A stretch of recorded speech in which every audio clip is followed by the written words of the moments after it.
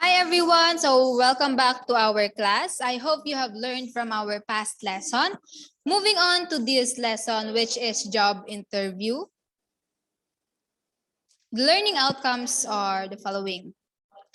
First, you have to display favorable qualities of a qualified applicant or as an interviewee and exhibit capability in working effectively in a group and capacity to personally interpret human experience. So what is an interview? First, it is a structured exchange of ideas or views between an interviewer, the one who asks questions, and an interviewee or the one who answers the question. So it is done privately in the presence of only the parties involved. Privately, meaning only the interviewer and the interviewee are the people inside the room. Next, as an interview between an employer and an applicant, it is done privately. However, in a public interview, there is an audience. So the interviewee is being interviewed in front of the crowd or the audience. So what is done in TV shows, di ba? So ganun po. Next, the interviewer prepares a set of questions for the interviewee to answer. So prior to the interview proper, of course, to have the logical presentation of the questions or for the smooth flow of the interview. Moving on to the three forms of interview, we have personal, the in-person, direct or tete or the face-to-face interview. Next is mail or letter interview. Through mail, you will answer the questions of the interviewer. Another one is the telephone interview. This usually happens on radio broadcasting. On the other hand, some companies, institutions, and businesses do the same, which is the telephone interview. So those are the types of the interview.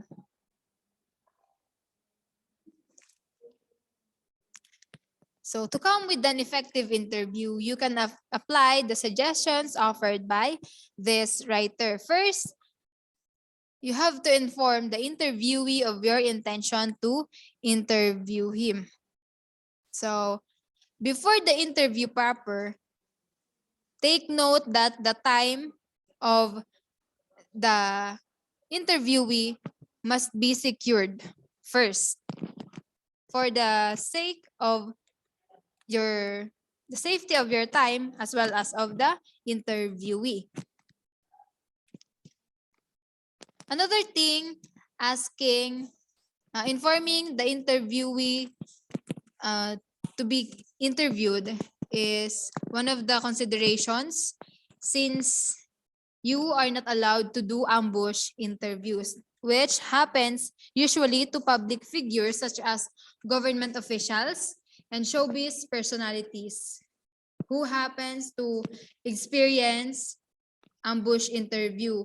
Like they are just walking around a mall and then there are paparazzis and reporters. So they get interviewed on the spot. So in business and in school, rare is the occasion that the interview is done without the prior consent of the interviewee. Of course, for the interviewee to be prepared for what he or she will answer. Next, you have to notify the interviewee of the appointed time, date, and venue of the interview. It is to save your interview proper, save the date. For the interviewee might be busy. Next, take note of the words of the interviewee, most especially the most important ones. So in an interview, if you are the interviewee, your answers will be taken down or written by the interviewer. However, in a job interview application, the employers will not do that. They will just base their the chance of you getting hired by the answers that you will give him or her. So another thing in interview, is other companies have their stenographer. So they are the people who are knowledgeable about shorthand. So they are fast stenographer. Because in steno, they have their parang, di ba sa Morse code, meron tayong lines and periods. Sa shorthand or steno, meron din sila ditong mga symbol. Symbol that stands for words or phrases. So yun po. Next to that, exhaust all possible means to elicit from the interviewee the answers to your questions. So the point of view here that I'm presenting is you are the interviewer. However, on the other hand, you are the interviewee. You will be the one to be asked questions. So these are the things that the interviewee are preparing for before your interview. So some questions we will not hindi natin to may iwasan that some questions or private questions will be asked by the interviewer. So in that case, if you will be asked that kind of those kinds of questions, it is okay to keep your answers to yourself, because if it is confidential in nature. Next, refrain from giving comments on the statements of the interviewee. Because ang interviewer will just ask questions for you, ask answers for you, and they should not give their personal comments because it might offend you as the interviewee.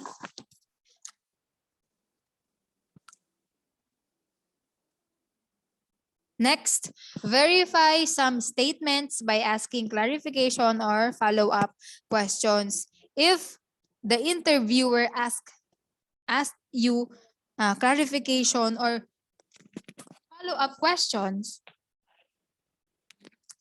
you have to answer them more clear. Or another thing, if they ask you follow-up questions, meaning that they are somehow interested or getting the interest in you. So, medyo advantage yon kapag po nagbibigay siya ng follow-up questions. Mas gusto niya lang magbigay ka pa ng concrete answers doon sa question niya. So, ibig sabihin, binibigyan ka pa niya ng chance para mas masagot mo ng maayos at malinaw yung question niya. Next, include the interviewee's personal data in your interview report. So in this case, since you are the interviewee, your data, of course, the application letter and the resume will be kept by your interviewer.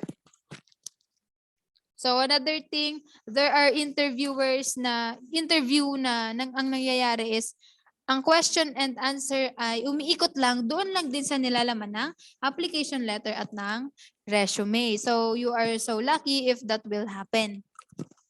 And of course, you have to be prepared for the questions. Since it is a job interview, of course, it is a job-related questions. Next, so the interviewer will end the interview with a token of appreciation and in a happy note. So on the other hand, since you are the interviewee, before the interview proper, wag ka munang uupo ng directly ha, since it mga importanteng gestures ito sa isang interview. Huwag ka munang uupo. For example, there are 2 seats. Huwag ka munang uupo unless your interviewer say to or i-alok niya sa'yo na maupo ka. Then of course, yung magic words or phrases natin, thank you. Next to that, at the end of the interview, before you leave the interview site, of course, you thank your interviewer to show pleasure and gratitude in having him as the interviewer. So, because yung time niya is, nag-alat siya ng time for the interview. Next. So, this is in the point of view of, as well of the interviewer, write the interview transcript or report immediately after the interview.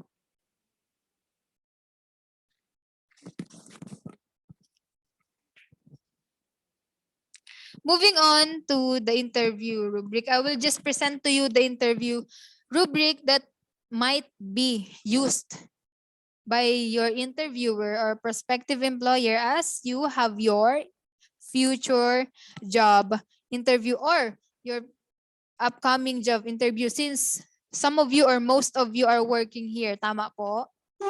So some of you have experienced being interviewed, not only for job application but for a scholarship. Tama po? So next, so here are the interview rubrics. So the resume, how was your resume written?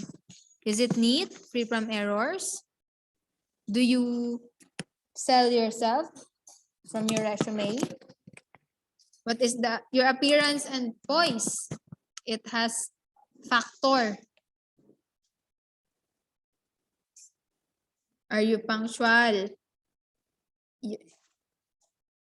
Yung attire mo, yung poise, how you sit, how you stand in front of the interviewer. Do you have a good posture? Tumitingin ka ba sa interviewer mo while answering his question or not?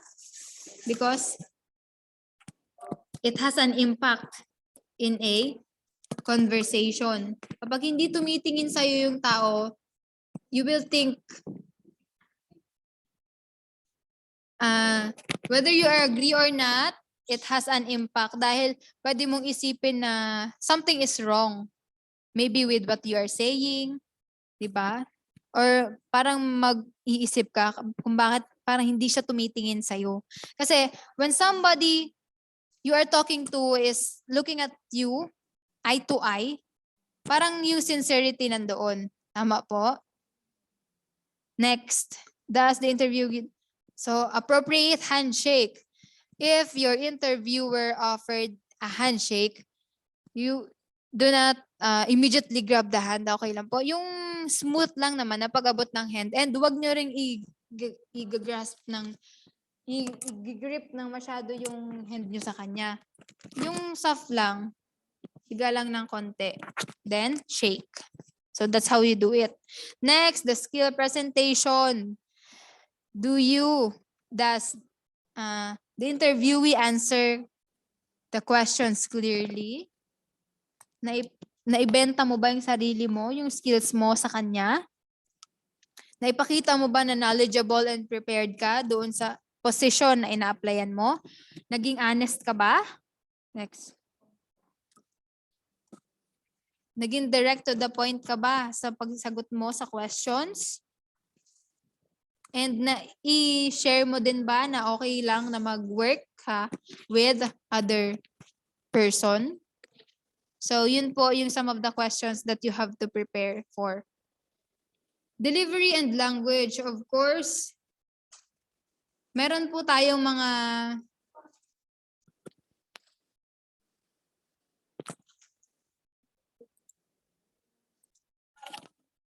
so in Filipino language, we have this different dialects from each region, right?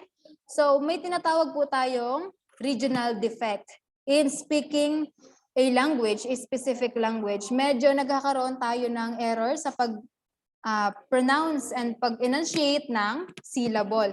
For example, ang common errors, di ba, nagiging defect natin ay yung malalambot na I or E, nagiging matigas siya. So, ang tawag po dun ay regional defect. So, it has an impact during your job interview.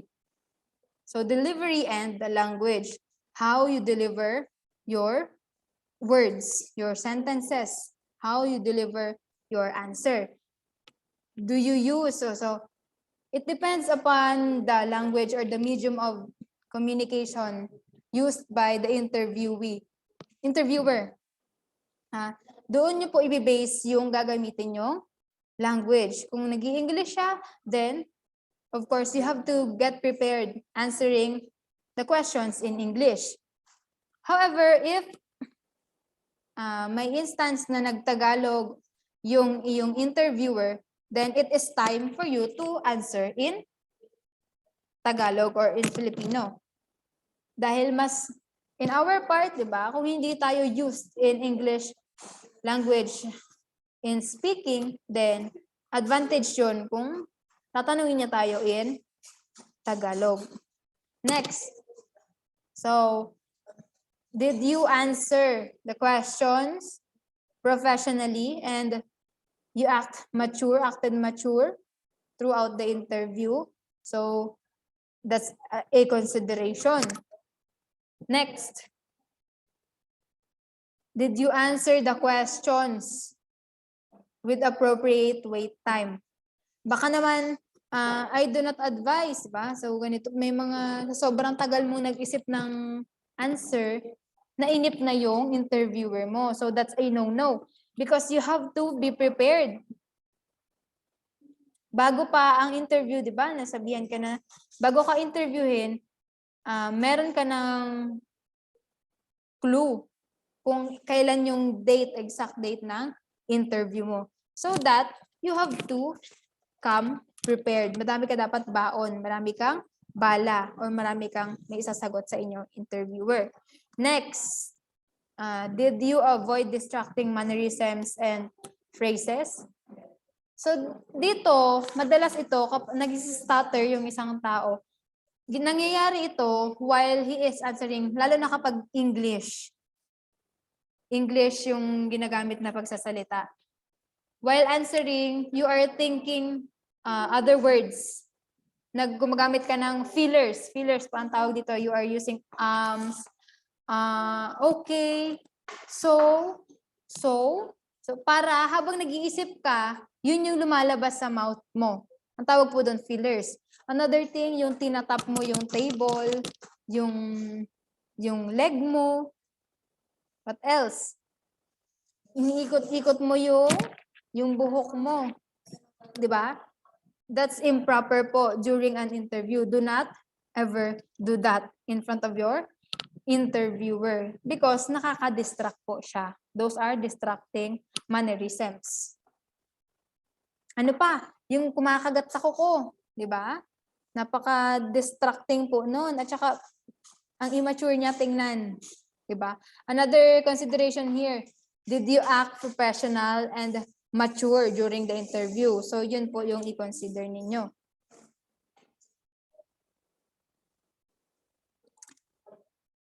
So that ends the rubric for an interview. I hope when you come at the time of your job interview or different interviews, you will apply these questions, these tips to have and to get a good job interview.